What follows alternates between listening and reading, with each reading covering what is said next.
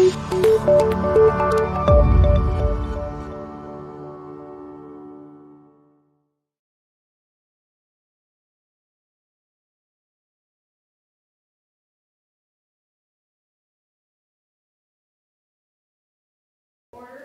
Please stand for the Pledge of Allegiance. Al, would you start us off? Pledge allegiance to the flag of the United States of America and to the republic for which it stands, one nation, under God, indivisible, with liberty and justice for all.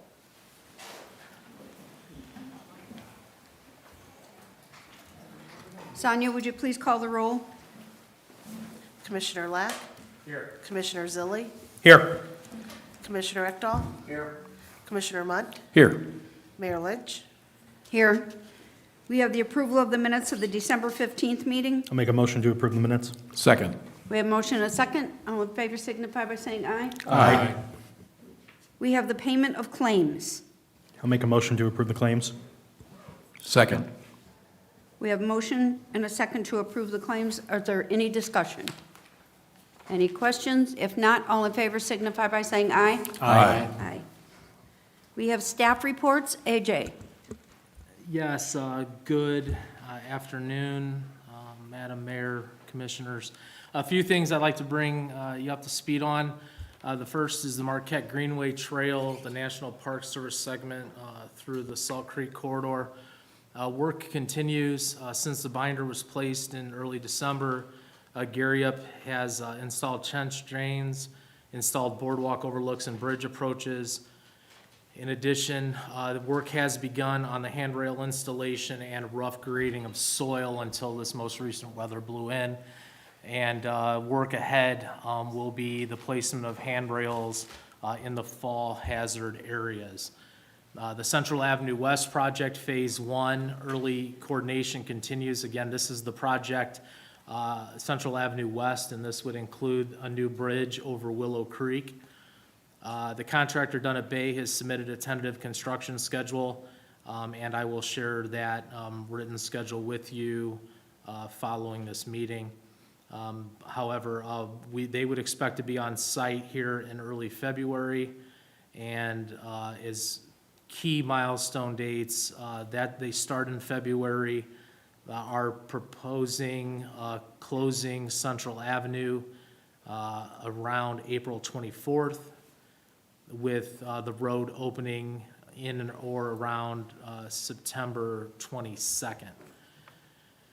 The Central Avenue West Phase 2, which would be the road, I guess, for landmarks, key in this part of the project would be the reconstruction of the intersection of Central and Willow Dale and reconstruction of the intersection of Central and Swanson. That design work is ongoing. Our contractor is working through right-of-way acquisition right now with Attorney Witten, and bid letting for Phase 2 is scheduled for fiscal year 2024 or the January 2024 letting. The City Hall remodel project, we are working on closeout with the contractor. Founders Square and Plaza, we are working to wrap up punch list items and hope to soon be in closeout with the contractor.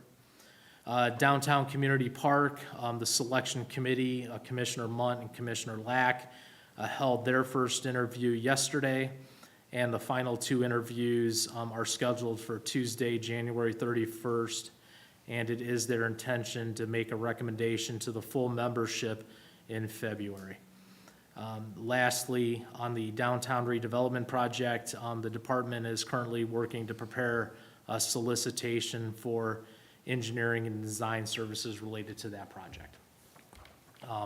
Do you have any questions?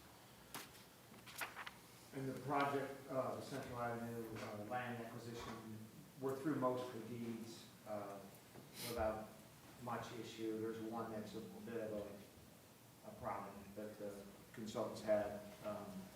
So I believe we're going to be going into condemnation action on the one because I think we reached an impasse, but I'll keep you posted. So that concludes my report, and if there aren't any questions, I would like to invite Mr. Rashton up. I believe you have a couple things that you need from the commission this afternoon. Thank you. Good afternoon, Commissioners. As you're all aware from our October meeting, this board put out 4 parcels of property for sale under the IC-36 public bidding. The bids were due on the 29th of December, and we received no bids on any of the parcels. A couple inquiries, but no firm bids on it, which is not bad news, as it sounds. That now completes our requirement for the IC-36 and opens up that we can now go on public market to solicit other developers and so forth for these 4 packages, parcel packages of land. They are identified in the packet that I gave you, which ones they are. There's also listing agreement, listing amendments. As you know, Macaulay Bennett has a valid listing agreement with the RDC board. So I listed the 4 property packages as amendments to that agreement. If you're ready to put those on the market, we would need a motion from the board or comments from the board, whether you want to move that way. I'll make a motion to put them on market. Second. We have motion and a second to put the 4 parcels on the market. Is there any discussion? If not, all in favor signify by saying aye. Aye. Motion carries. Thank you. That is all I have for tonight. Thank you, Bill. And I believe that concludes staff reports. Well, I would be remiss in stating that today is AJ's birthday, so we would all like to wish you a very happy birthday, AJ, Thank you. and hope this meeting doesn't last into the evening and you don't get to go out and celebrate. All right, thank you very Happy much. 30th birthday. Thank you. Very happy birthday. Thank you, thank you. We aren't mentioning ages Yeah, we here. are not. Thank you very much. Okay, we have new business. We have the election of officers. I'll make a motion to elect Sue Lynch as president. Second? Are there any other nominations for president? Don't all speak up here. I thought I had a shot at No, not today. Hearing none, all in favor signify by saying aye. Aye. I'll make a motion to nominate Colin Zilli for vice president. Second. We have a motion and a second. Are there any other nominations for vice president? If not, all in favor for Colin Zilli for vice president signify by saying aye. Aye. And I'll make a motion to nominate Greg Lack as secretary.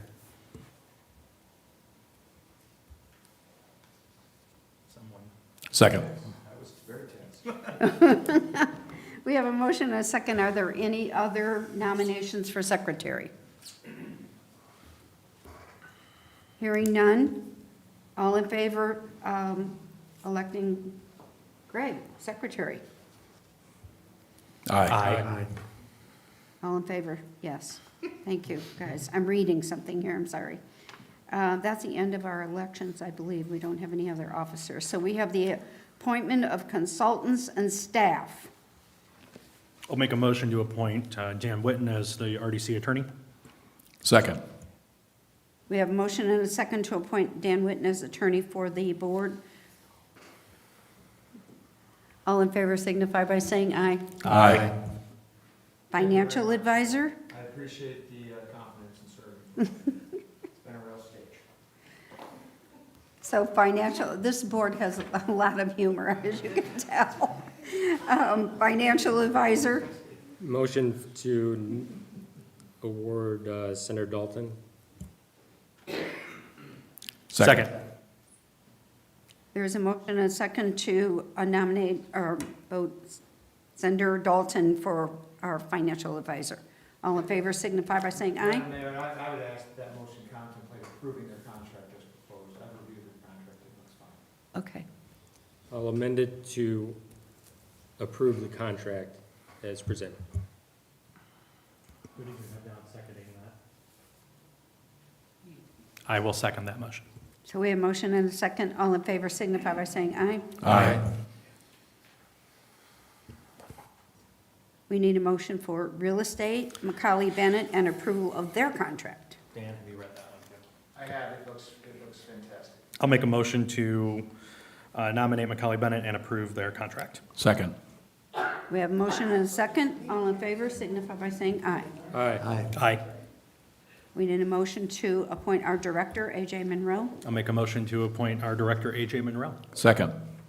We have a motion and a second. All in favor signify by saying aye. Aye. And recording secretary. I'll make a motion to nominate Sonia Lindgren. And I will second. We have a motion and a second. All in favor signify by saying aye. Aye. Okay, moving on, we have the approval of the RDC working budget for 2023.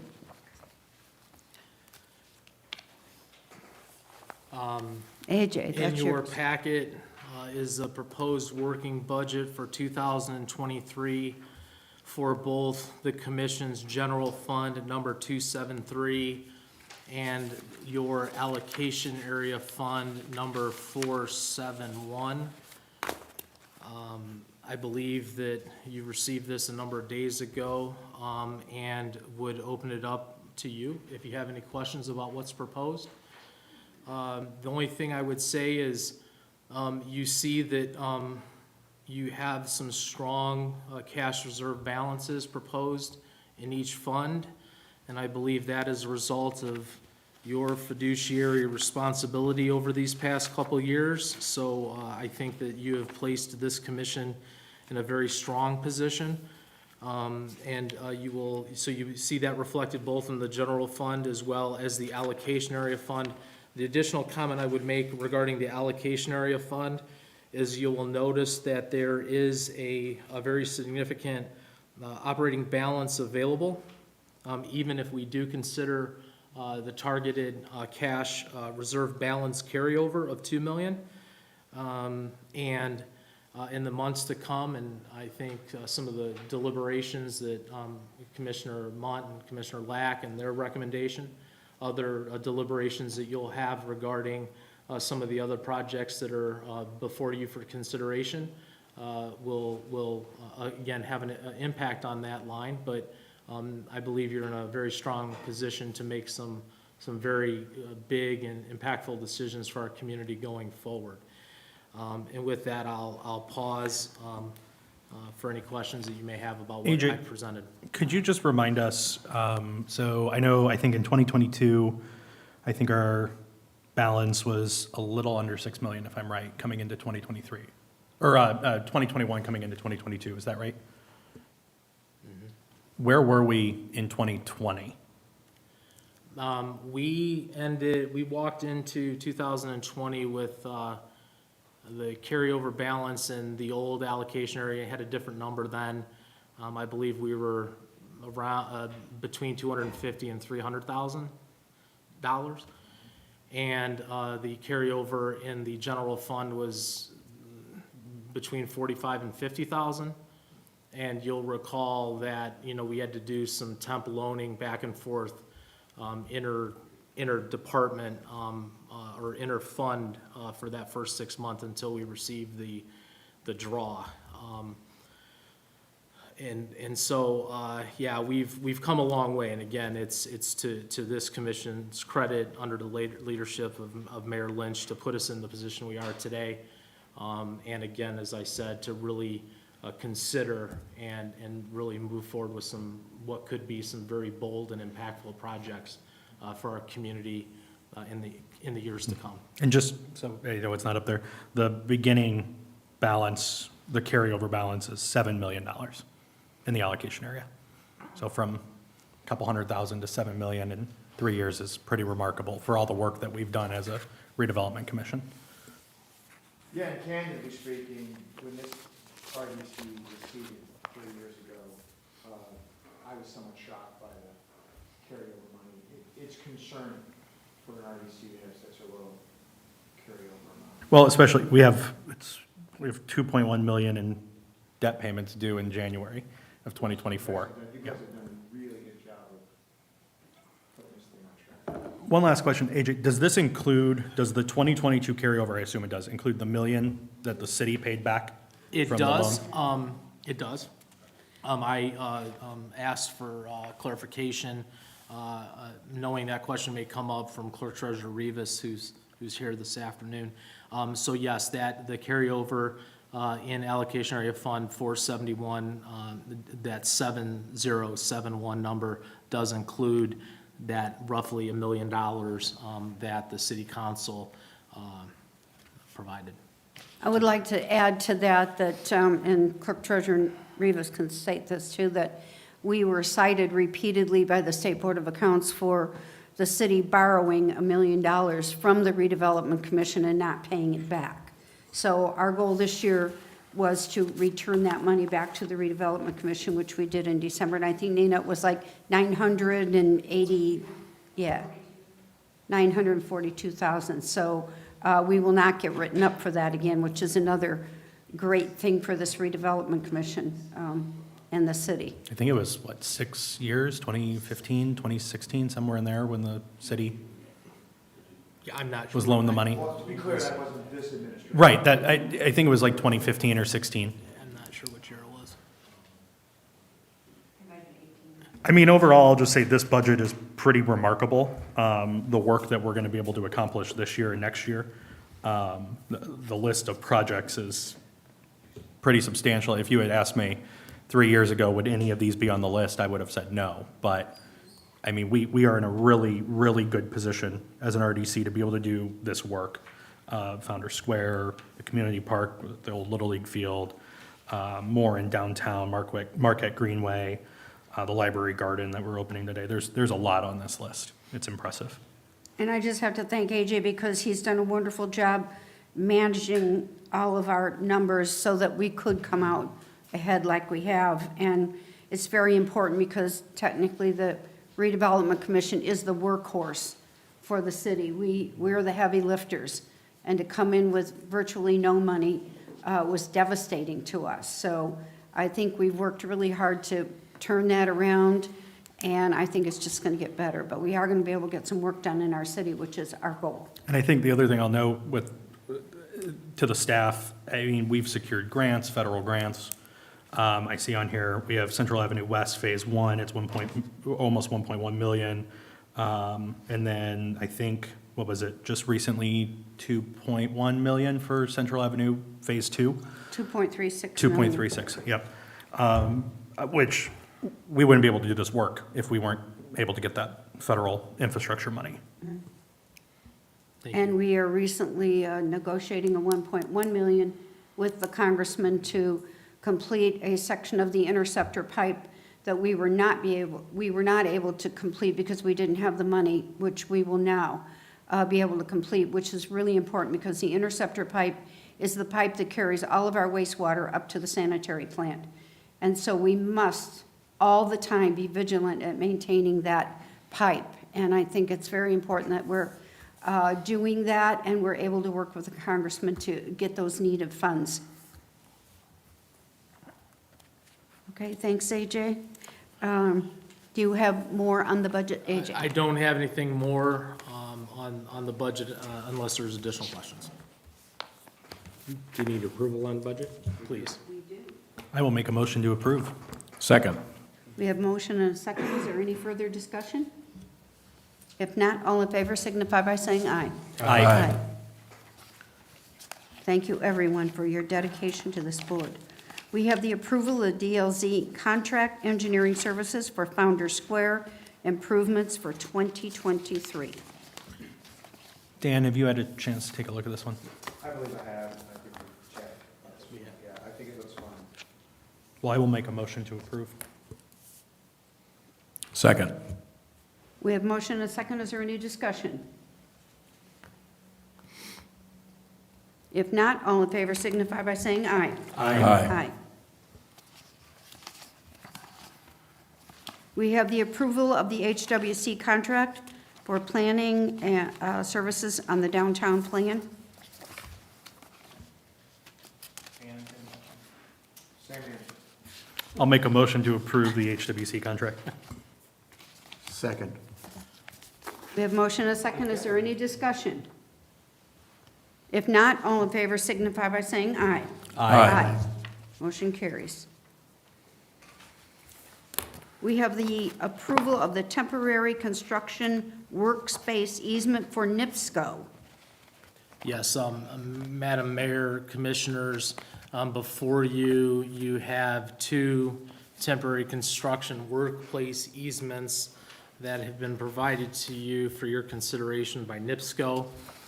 This includes work in the area near the compost site along US Highway 12. The first construction workplace easement is across a parcel that is generally east of the, what we identify as the compost site, and you'll see that as Exhibit A in your packet.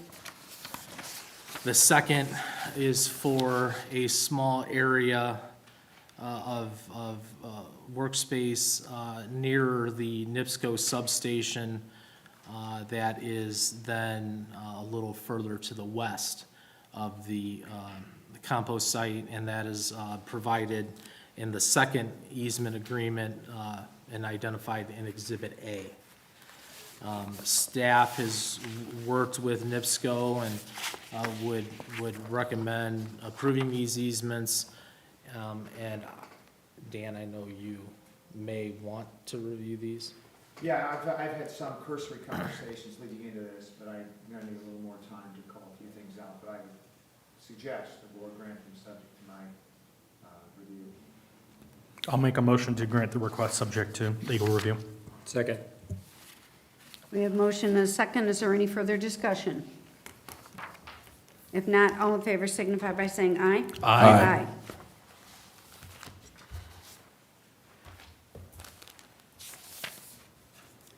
We have the bid opening for the library garden. Yes, we have received 3 bids for the work in the project titled Library Garden. The first is from Gary Up Construction, 3965 Harrison Street, Gary, Indiana. For those who don't know what this is, it's the property just south of the library. It's actually attached to the library, and it's the old police station property. And we have been meeting with the library for over 2 years on this project. I'm so excited to see this coming as far as it has, because it's a wonderful project for our community, and hoping that we can get this done, and then ultimately we will be in a partnership with the library and donate that land to the library for them to program that property. But if you haven't been to the Valparaiso Outdoor Learning Center, you can see what a wonderful site it is. They are currently building one in Hebron, and so this is a great asset to our community and for our children. Jesse Butts, who's the head of the Porter County Library System, is ecstatic about this project, as I am in this board. So this is a big day for us to be able to open these bids. The first bid from Gary Up Construction is in the amount of $3,247,500. That is 3247500. The second bid is from Hassey Construction Company, 10 Lincoln Way Avenue, Calumet City, Illinois.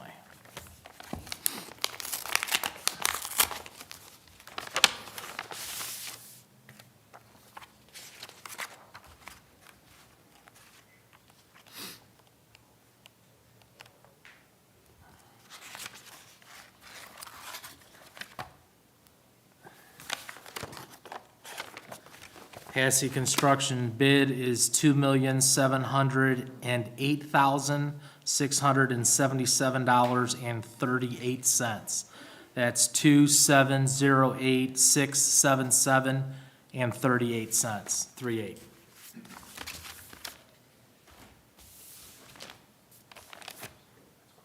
The third bid is from F.H. Passion, 2146 North Carwick Road, Michigan City, Indiana.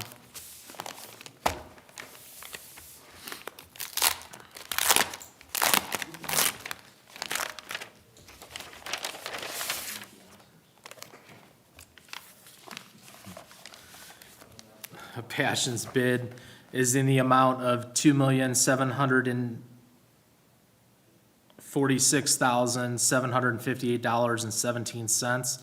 That's 2,746, 758, and 17 cents, 17.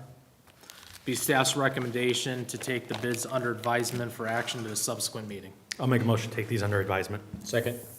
We have motion and second. Is there any discussion? If not, all in favor signify by saying aye. Aye. AJ, do you remember, what was the estimate on this? Well below those numbers.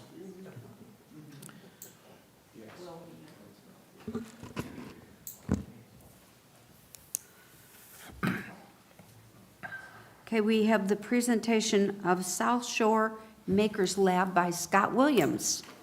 All right, thank you, Mayor. First of all, before I get into the presentation, I'd like to thank the commissioners, Mayor Lynch, Attorney Whitten, Director Monroe for this opportunity. I'd also like to recognize contingency of people that are here today to support this project. They graciously granted their time and energy to be here, and we appreciate that.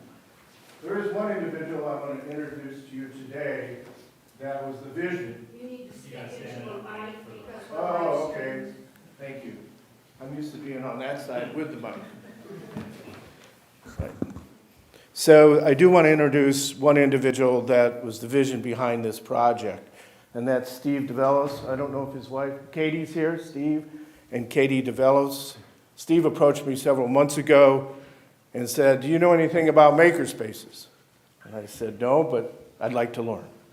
So with his vision and his enthusiasm for this project, I have today a presentation about the use of the open-air pavilion that is on near the lakefront. So with that, without any further ado, we'll get started here.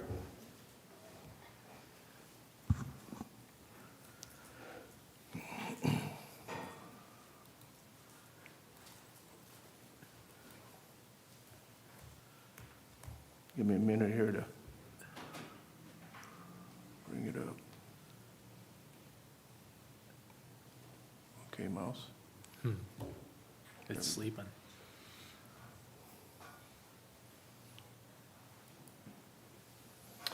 All right, the first slide that you see in front of you is actually an aerial view of the building we want to use and repurpose for our makerspace. It's the open-air pavilion, as I mentioned. It's just north of Route 12. You access it from either two locations, either through the Ogden Dunes entrance or the overpass that goes into Midwest Steel. So what is a makerspace? It's a communal public facility where you have workshops. It's membership-based. It's typically a not-for-profit that you seek tax exemption status. It's shops with equipment and tools. It attracts DIYers, do-it-yourselfers, hobbyists, entrepreneurs. Why the open-air pavilion? It's a building that is currently significantly underutilized. I did, thanks to AJ provided in the Park Department, provide him some statistics in the last 3 years. And one way I looked at it, you can look at statistics a lot of different ways, but I looked at it that it's 90% underutilized, not utilized at all. And that, to me, is something that this board, you as commissioners need to consider. It's in the TIF allocation district, that's positive. It's easily accessible off of US Highway 12. It's close to the new double tracking, so it could bring people from other communities easily. You can walk right to the building. It was previously used as a training center. It was US Steel's, Midwest Steel's training center. So it has the infrastructure for what a makerspace is intended to be. There's plenty of parking, well-lit parking lot. It establishes portage as a makerspace pioneer, and it's located in the Portage Lakefront District. So there's other amenities close to this facility. These are some photos that were taken of various makerspaces. I actually had the opportunity to visit a makerspace in Boston, Massachusetts. It's 56,000 square feet. It's an amazing facility. It's probably one of the larger ones. This building that we're looking at is actually 8,000 square feet under roof, and then, as you know, another 8,000 square feet that's in an open area that we could still utilize for programming and workshops. So these are just some pictures of a typical makerspace. I guess if there is such a thing as a typical space, but I'll share some of those with you. You can see it's shop-based. It's designed so these crafters, these do-it-yourselfers can do what they enjoy doing. It could even be used by a small business that's getting started or trying to grow.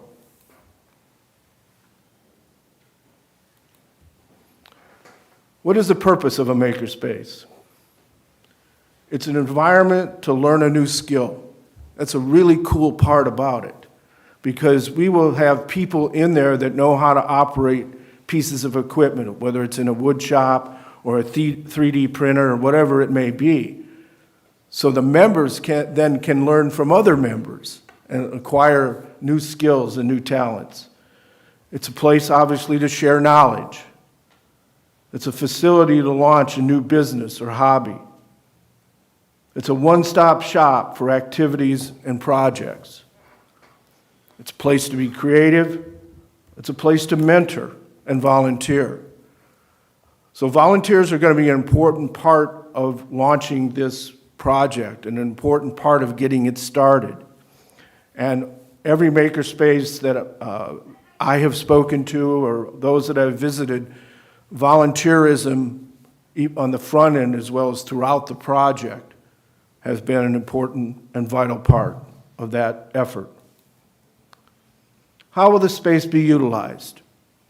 This is where the creativity aspect comes in and knowing our market. You can make the space whatever you want it to be. So some suggestions and things that we kicked around, the steering committee has kicked around, was woodworking and metalworking shops, 3D printing shops, computer lab, sublimation, which is a form of printing, and vinyl cutting. We're going to have room for lectures and classrooms. Member project display area, so people can display their works and projects that they've completed. Certainly we need storage areas. When you're talking about, a woodworking shop, you've got to have lumber and so forth, and you have to have a place so these members can store the components of their project. Excuse me.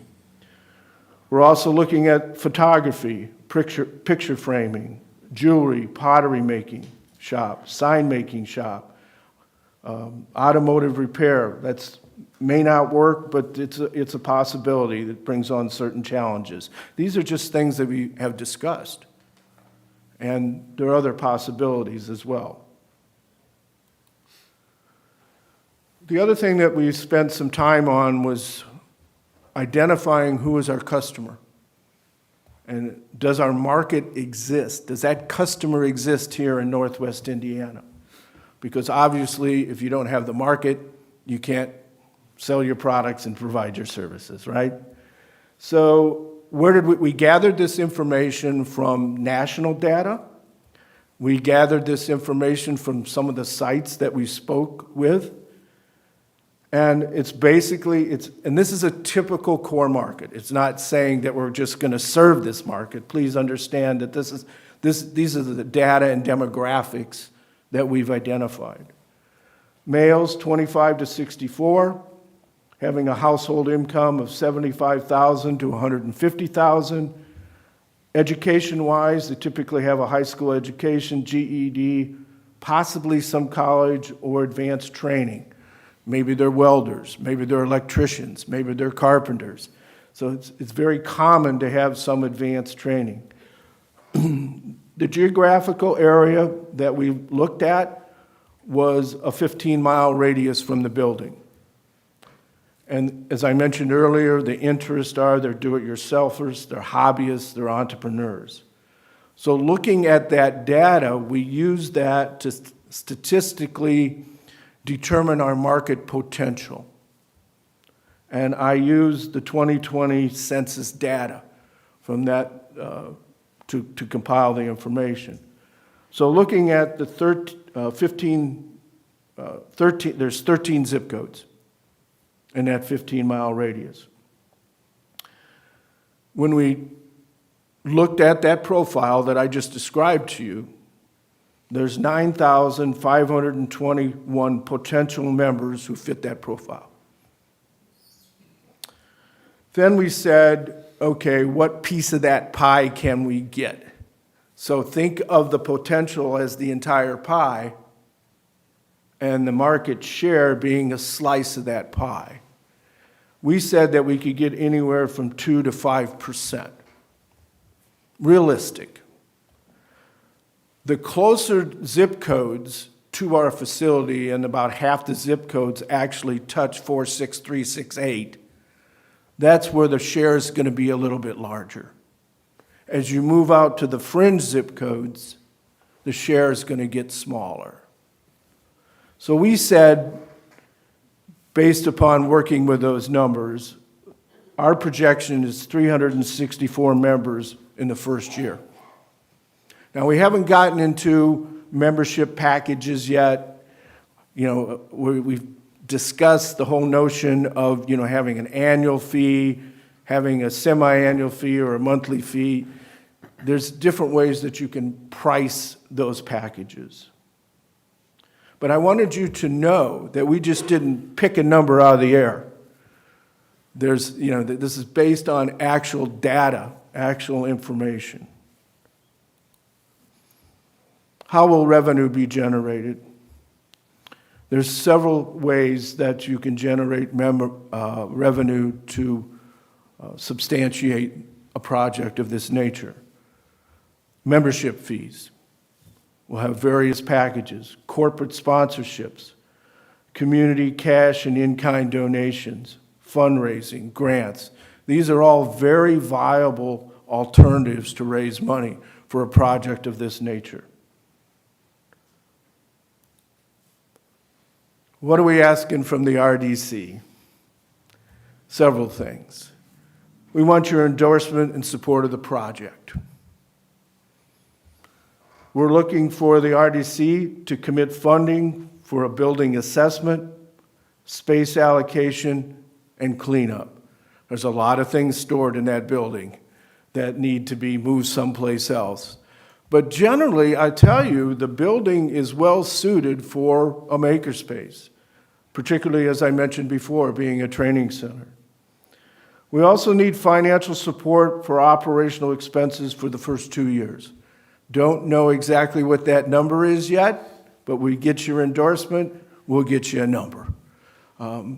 What we need is maybe some forbearance in rent, maybe some help on the utility side, because a project of this nature just can't sustain itself overnight. We've got this group, you can see we have a number of people here that are committed to the project, that are willing to work to achieve the goals of making this a reality.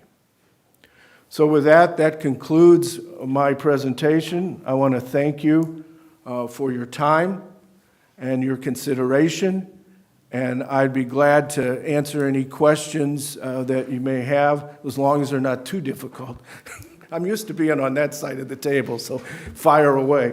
Scott, I have one for you. Are you currently a nonprofit? Are you forming a nonprofit for this? Yes, we're going to form a nonprofit. We have to apply for the tax exempt status, and that would be one of our next priorities. What's the average size of a maker's?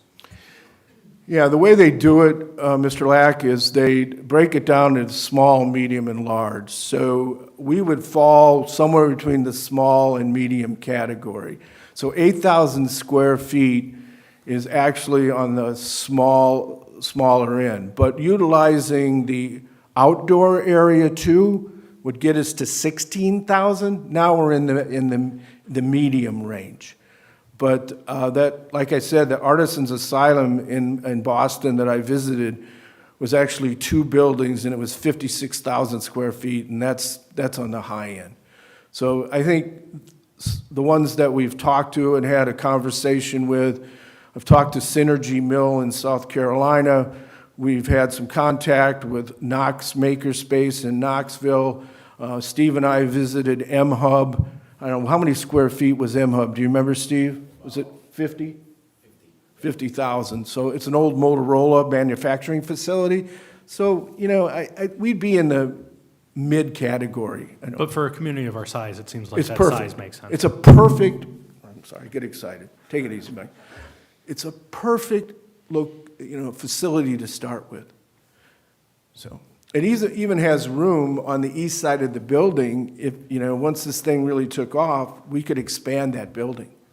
Have you worked at all with the schools and talked to like Portage Township schools, local universities, Ivy Tech in particular, about what opportunities might exist there too?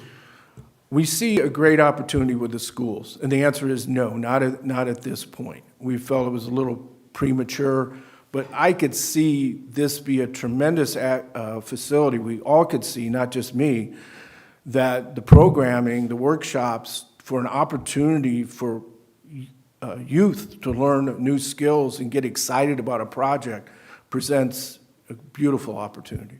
Would this be the first one in Northwest Indiana? I haven't heard of this concept before. I hear there's a small one in LaPorte, but yeah, we would be the pioneer for all practical purposes. Are these set up where you have one section that's where they're doing their craft, and then another section on a weekend where they have a fair or where they sell their goods? Could. Yeah, again, Mr. Lack, this is all about what you want it to be and what you envision it to be. Typically, when you set these areas up, you have what is called a clean area and a dirty area. So those projects that require more ventilation and, you would put in an area. But yes, I mean, it could be a great outlet for an entrepreneur to showcase what they're selling and what they're doing. If that's what you're asking me. Did I interpret that properly? So Scott, if we had a maker that came in and needed ventilation, would we be responsible for putting in some kind of ventilation? I mean, so that they could emit fumes, and then if there was IDEM permits or anything that were required, would that be on us? I'm not sure whose responsibility. It'd probably be on both the RDC and the group that's working on this. We'd have to figure that out. But yes, there could be circumstances, particularly with welding, that a certain type of ventilation would be required in certain permits. So whatever we did would be memorialized with written agreements, and those are kinds of things that we can negotiate, memorialize in the agreement as we move forward if we decide to. I mean, personally, I love the idea. Thank you. And I think this building, we've been trying to figure out for years what to do with this, and I think we spent $1 million on taking out 2.1. 2.1, yeah, way back when, to take the walls out, and it just has not been utilized. And we haven't done anything really on the west side of the building, on the closed-in space. So I think this is a great opportunity, something that hasn't presented itself before. I feel confident in saying that I think the park's on board with this too. I think they realize that it's underutilized, and we've had a conversation with Diane, and she sees the potential there to use it for a makerspace. So what do you need from us next? What's the next I think step? you guys need to meet and discuss just the whole concept and idea, Mr. Zilli, and get on board and say, yes, we want to take this to the next step and endorse the project, then we could get into the weeds, as they say, on numbers and dollars and those types of things. Attorney Witten, is there anything that you see that we would need to do going forward, legal-wise? Yes. Thanks a lot, Mr. Witten. Thank you for your vote of confidence. Yes. Would you say that with a little more confidence, please? In all seriousness, Madam Mayor, yes, we do. And if the board wants to, explore this further, which it sounds like maybe you do, I don't know, but there'll be a lot of things that we'll have to work on. Some of them we've kind of identified already. I am going to be interested to see some of the other maker spaces around and maybe get a feel for how their agreements look and talk to our insurance man and call out language. And if you want to move forward, I can make it work for you. So Dan, AJ, would you want something from the board signifying, yes, like, move forward, let's have that discussion, or? You can just tell me, and I can start working with Scott and getting, some more information for you guys to consider, if you want to explore it further. I guess I'm looking for direction as well as Scott is, whether you want to explore it. Well, I definitely think this is something we explore further. And So then if- Scott, I think since you've been in touch with some of these other makerspace people, maybe you could find out a little bit about how they transitioned from being a space to being a makerspace, and, maybe Dan could see some of their paperwork that would guide us through that a little bit easier, rather than starting all over from square one. Yeah, I think that's a great idea, Mayor, and we can certainly reach out. Artisans Asylum in Boston has been a tremendous resource, and I know that they would provide some of that information and documentation that we would need. As I said, my goal here today was get your buy-in. At least, let's take it to the next step. Let's move on this, because we got a group of excited people here and that want to see this happen. And it's a tremendous asset, a tremendous addition to the community. And we need you to be on board with it and give us, that green light that this makes sense. For the existing maker spaces, where are they located in relation to the city centers? Are they, Go ahead, Steve. Artisans Asylum. Harvard University moved Artisans Asylum onto their property. Yeah, so, After 7 years. yeah, Artisan has a great relationship with Harvard, and how that came about is sort of interesting. Harvard was not perceived as a good community partner for whatever reason. And so they said, we need to step up our image. So they offered some buildings that they gutted. They put $5 million into their project, and now they're perceived as a wonderful community partner. But there are about 2,200 maker spaces, I think worldwide, that's statistics. They're also very big in Europe and Asia, how that breaks down in the United States. But, some of them are located in an industrial area, some are sort of standalone. It's, I think once you market and promote who you are and what you do, people will come. And I think we have a beautiful location here. It's very accessible, it's visible, and we don't see that being a challenge, that we have to fit a certain model, that we have to be in a certain place. Well, and I would think with South Shore, like you brought up with South Shore being literally right there with a stop, that opens up for people to be able to get to it easier from other areas too. Right, exactly. AJ, it looked like AJ had something to say, and we all cut him off. So. That's okay. You asked maybe, things to think about as next steps. Mr. Williams, if you could go back to the slide that identified, I think you had 3 or 4 bullets about what you were looking for from the RDC. Three bullets. The second bullet that Mr. Williams has referenced has to do with a commitment of funds for building assessment, space allocation. And then the third bullet suggests possibly support for operational expenses. The Redevelopment Commission currently has CSK under contract that we haven't moved forward on to do some space planning and analysis. You'll remember their scope had to do more with looking at the building and helping us better understand what would happen if we were to enclose the open aspects of the open air pavilion. So while we do have a contract, we had a scope of work that was identified. Possibly we could use that agreement, work with CSK to modify that scope, because again, the potential of enclosing some of this outdoor space may make sense.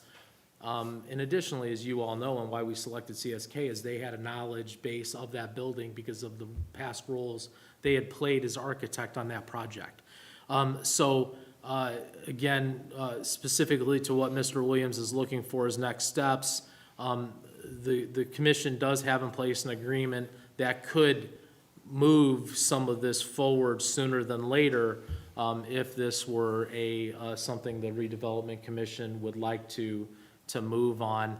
Again, because I think that the building assessment's important, understanding what systems and things may need to be upgraded, repaired, modified, and then ultimately by that we'll have a better understanding of the operational expenses that may also come with it.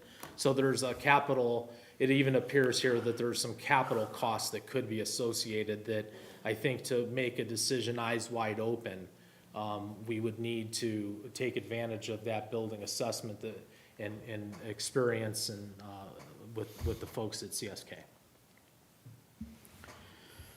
Scott, what type of labs or workspaces were you guys thinking of starting with?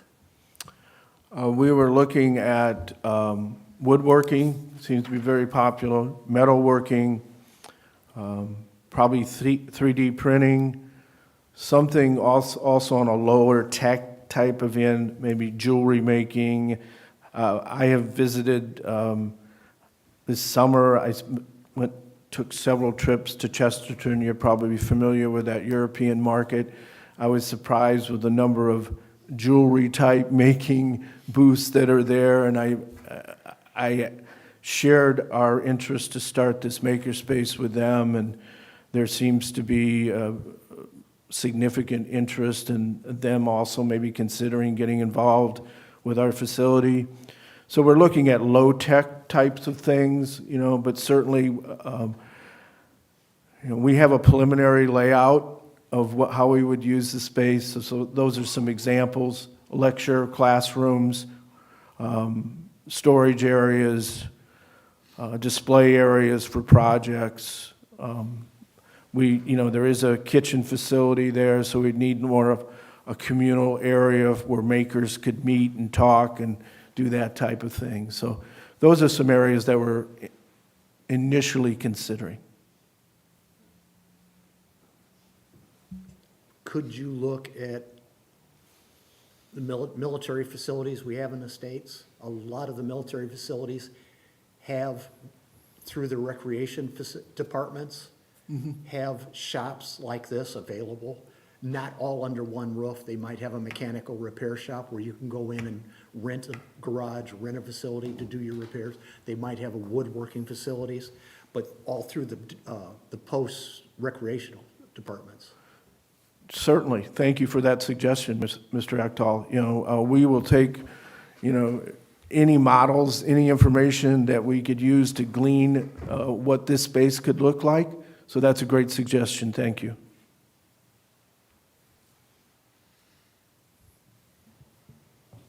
Well, do we want the board to take a vote on our, well, I'll make. I think, how would that be Yeah. phrased, though, Dan?